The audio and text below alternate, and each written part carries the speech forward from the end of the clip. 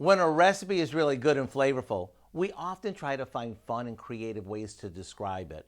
And when we tasted the pork roast that we're sharing with you today, the first word that came to mind was firecracker, since the flavors just exploded when we tasted it.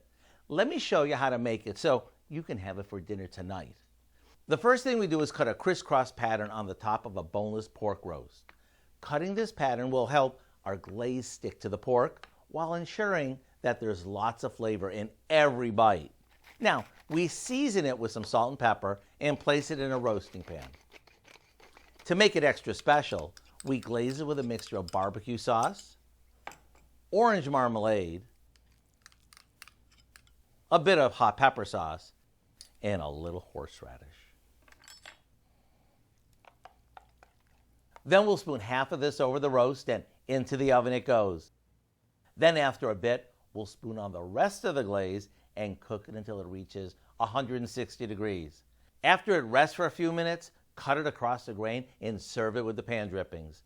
It's full of flavor, but not too spicy.